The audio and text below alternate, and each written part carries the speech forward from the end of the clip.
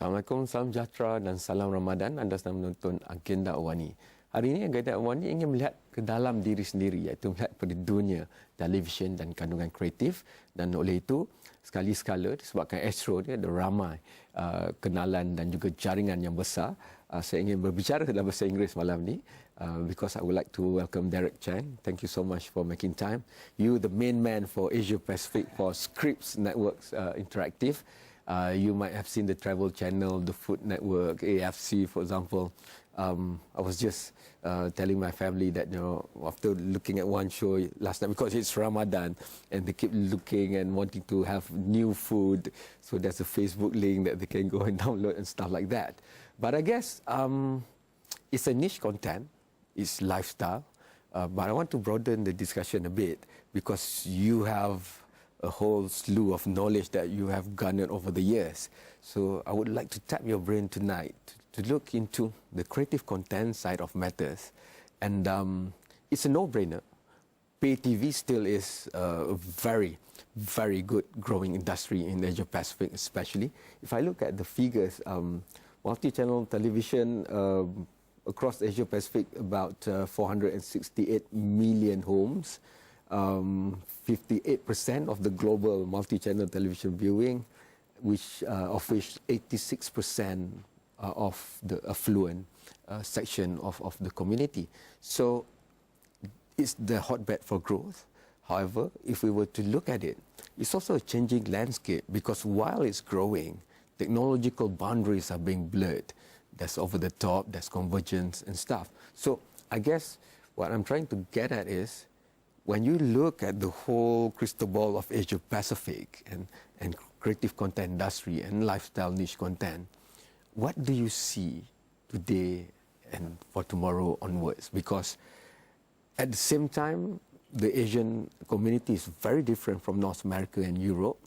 At the same time, smartphone penetration, for example, is more than the counterparts in North America and Europe. So where do you start? Because I was trying to be in your shoes thinking about this, preparing for this discussion. But I guess it's a very complex market out there. So how do you, when you were first put into this position, what do you tackle first? Well, Kamarul, thank you for having me this evening. But I think what the questions you've asked are obviously the right questions. And as I sit there and I think about it, and you sit there today and you see, first of all, within Asia, it's not that every area or every country is the same, right? Yes. There's a lot of difference between the countries and what's going on in them. And so pay TV as a business, as an industry, is at various points of evolution in the different countries that you're in. So one of the hard challenges for me is to understand, how you work in a country like Malaysia, where you've got a pretty dominant pay TV operator like Astro, who is very sophisticated, to some of the other countries where, it's just the pay TV business is really just beginning. And so how do you kind of navigate those waters, I think, is one thing. Two, really understanding kind of the demographics of these regions. And I think, like a lot of things in Asia, most of these countries, the populations are still relatively young, and you see a lot of growth in the demographics and the economics. And I think that's fueling, frankly, the growth in a lot of industries, including the content business, because all of a sudden, people have the resources and the means by which to go pay for content. And I think, even though these markets are different than, say, North America, the fundamental thing is people like good content. Yes. They like content that is compelling and entertaining. And I think the other thing that's very interesting going on is all the technology that you talked about, whether it's mobile phones or broadband speeds. All that makes content much more available on different platforms, on different screens. And so how do you take your content and enhance it or interact with it in a way that you're utilizing these different platforms that everyone's using? And so as I sit here from Scripps, I think one of the things that we feel very good about in terms of our categories and lifestyle, which actually are much broader in general than people might think, and frankly compete right there with general entertainment channels in terms of the broadness of the popularity. But the things that we're doing is obviously creating compelling content for our viewers. You see this in the U.S., where 2 of our channels are top 10 rated channels in the U.S. We're trying to bring that same model to Asia, which is give people what they're interested in watching.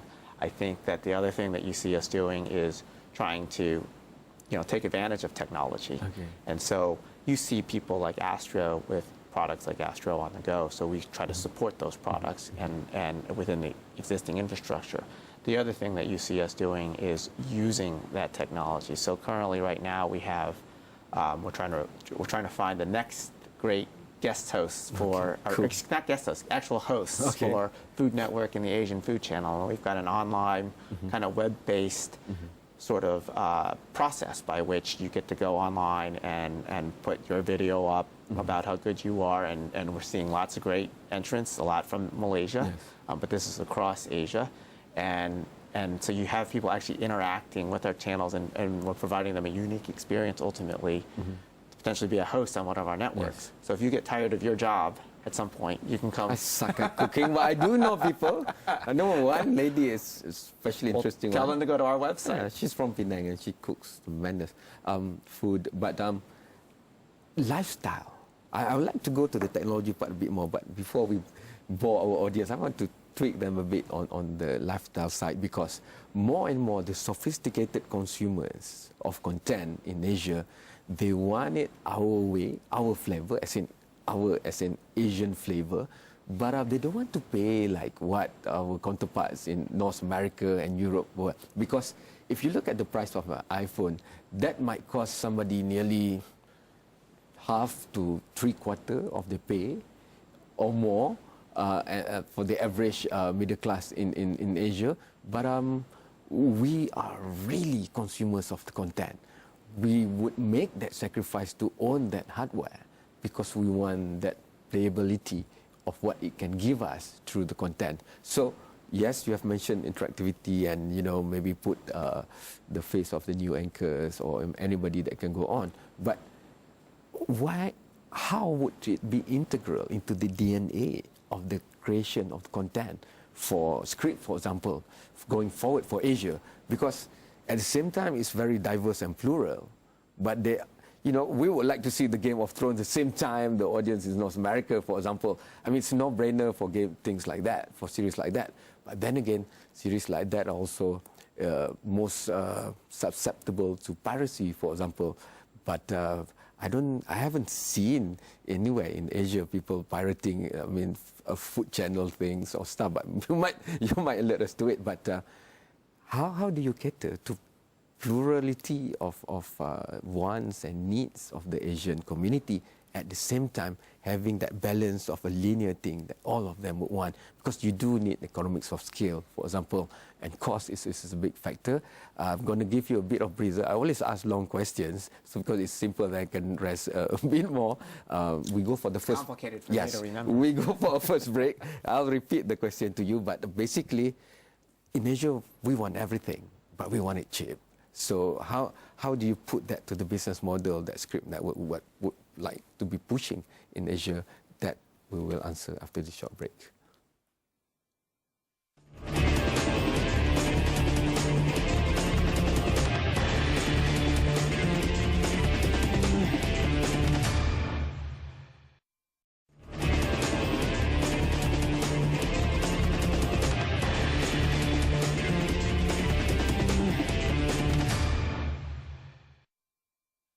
You're still watching Agenda Awani, and we're still having the luxury of having Derek Chang, the MD of Scripts Network Interactive, especially looking at Asia Pacific.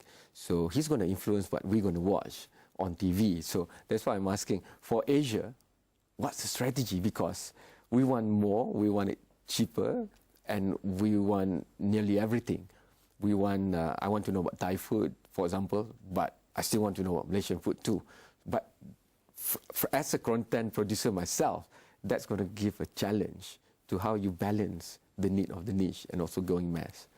Sure, no, it's a great question. And again, as we've said earlier, each market's different too, so people have different wants in every market. And so, one of the things we're doing is we've got 3 channels right now: Food Network, Asian Food Channel, and Travel Channel.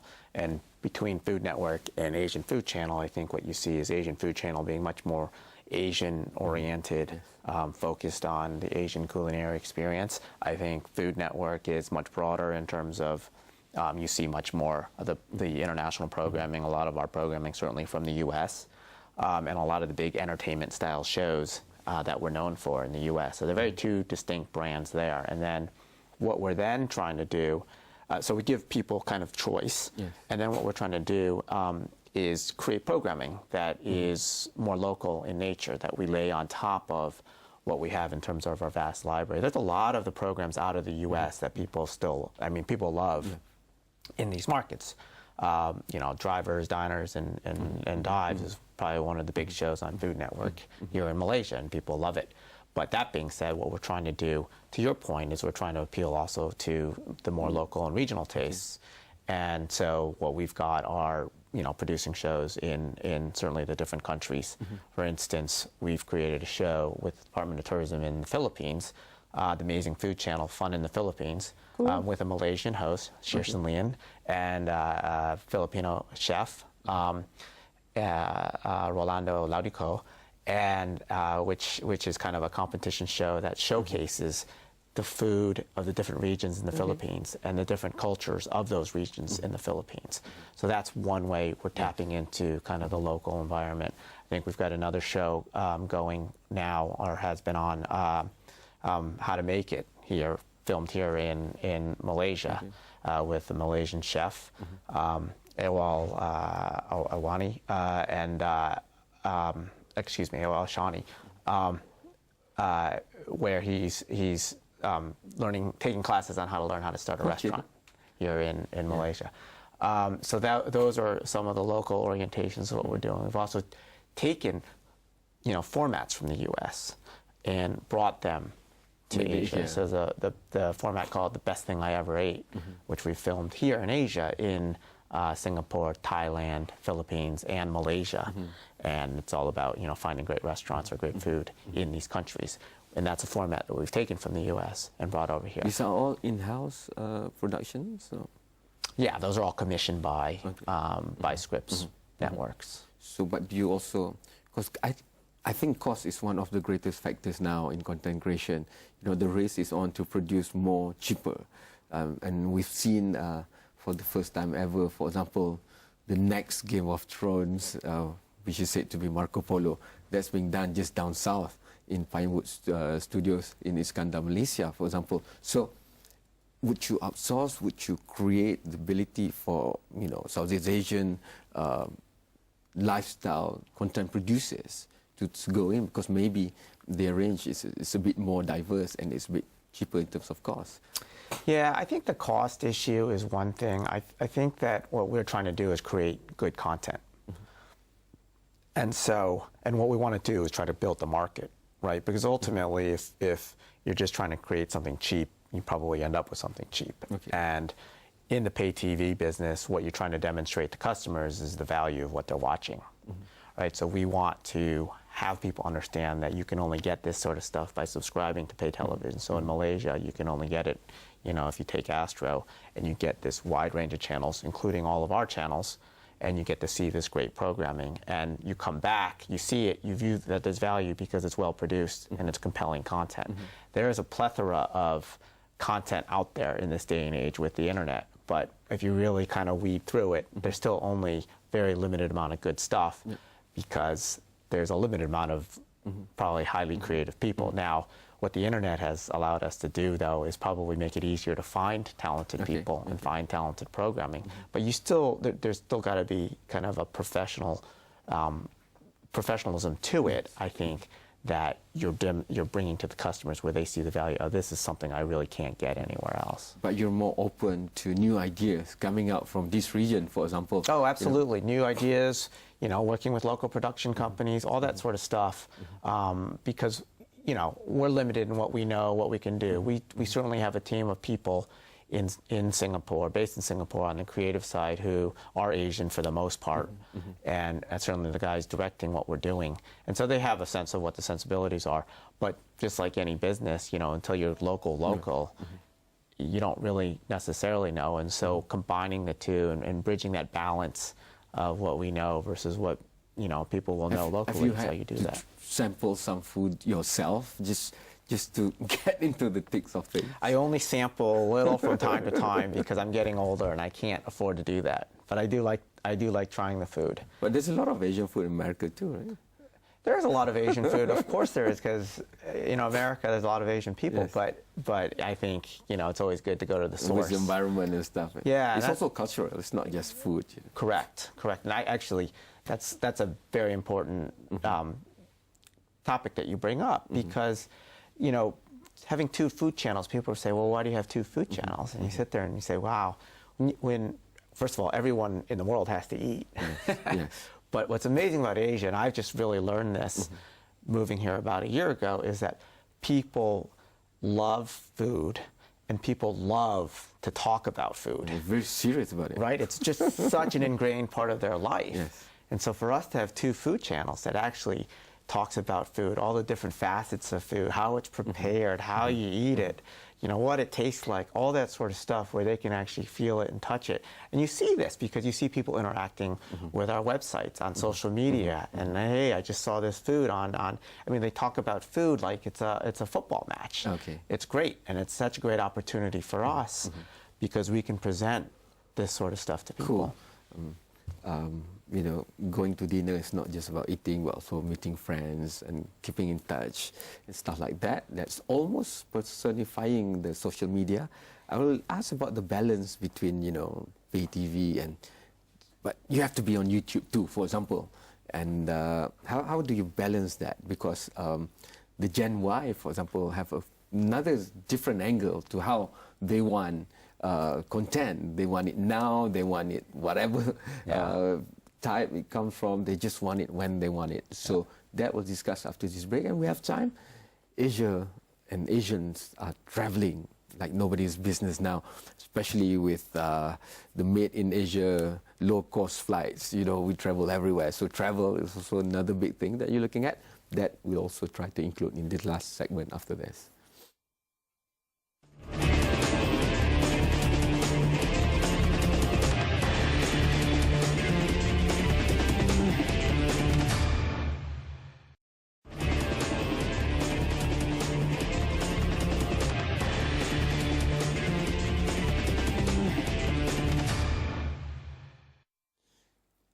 Come on, you might have seen the Food Channel or, you know, AFC Food Network and the Travel Channel. So this is the man who's going to decide what goes on within all those channels. Maybe there are more channels coming in.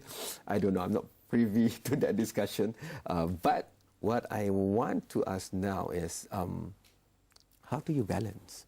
The Gen Y of Asia is just like Gen Y everywhere else. Sometimes they have this Asian identity that we know. Sometimes they're just a global citizen.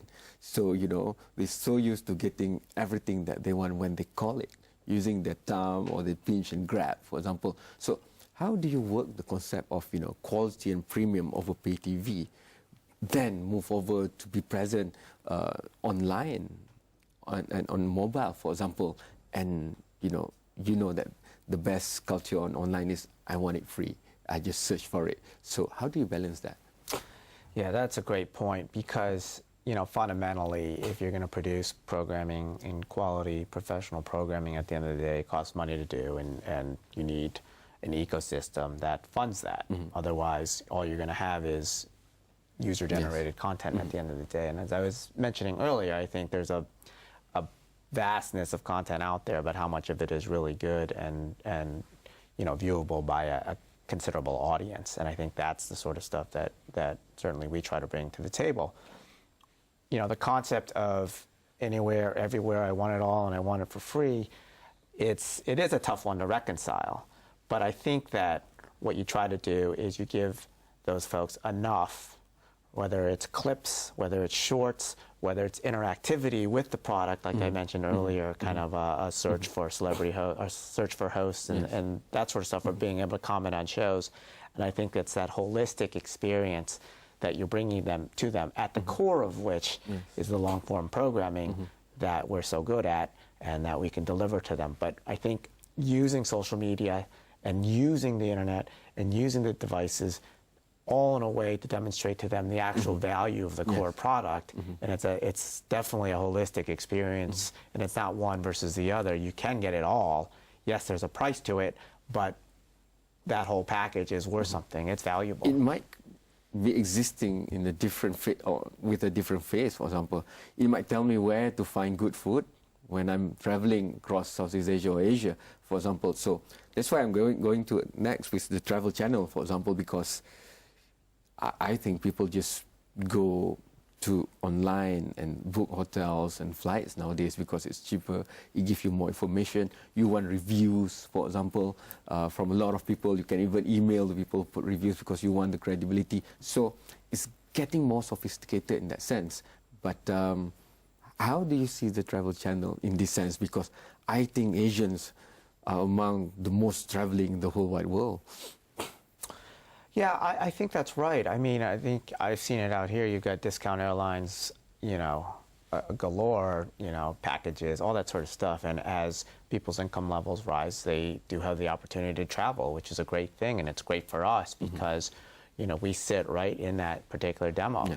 That being said, our actual audience is a lot wider than that. It actually extends to people, frankly, that don't travel that much. Because what our channels do, they bring a lot of this kind of aspirational concept to people, which you is bring the place to them. I can't necessarily have that experience, but I would know. I would like to know what it's like. Yeah. And you see this beautiful imagery, you see what you can do in these places, and you get to actually experience it from the comfort of your own home, which is a phenomenal experience. And you can't necessarily do that, you know, as you search on the internet, because again, there's an element of curation and cultivation of the product and the video that we're bringing to them that is highly sought after. Do you feel that in niche lifestyle content based production is when there's more creativity, because format sometimes kills it, because you just want the experience to be shared across. So, you know, there's a lot of ways to do that. To me, the first day I was in broadcasting, the main challenge is this place is so beautiful, but how do I convey that through what I edit, for example, and let my viewers see? So maybe innovation and creativity, you know, is the more laid-back Asian style is more for your niche programming rather than someone else. Wow, where's this laid-back Asian style you're referring to? I just feel a lot of energy out here. I think that you know, there's plenty of room for creativity, and as I said, we're trying to tap into it in different ways. We know we don't know everything, so if there are ways that we can take the creativity that's out there, whether it's by interacting with folks, you know, digitally, or whether it's just getting out and meeting production houses and understanding, you know, are there individuals out there? Just send them in. Yeah, just send them in because we can take that, and some of it actually works within existing formats. Some of it might require new formats, and that's all fine. Yes. We're not kind of wed to anything. What we're wed to at the end of the day is just producing compelling programming. So it's got to be stuff that ultimately we feel people want to watch and want to engage with, and as long as it does that within our broad categories, then I think it makes a lot of sense for us. Must be the Stanford Graduate Business School talking, because you know, cool Silicon Valley and stuff. But we don't have time. Thank you so much for making all those points that you made earlier. I just feel that I want to suggest something like, because food, you know, this gastronomic emphasis 550 years ago, that was why the West came here, because of spices. Maybe I'll throw some ideas down that road. You can send in your own ideas, hantarkan pandangan anda sendiri kepada pelbagai platform yang Astro Awani ada, Instagram, Facebook, Twitter, ataupun muat turun aplikasi mudah alih iOS dan Android. Sekian, selamat malam, terima kasih, jumpa lagi. Thank you so much. Thank you for having me. It's a pleasure.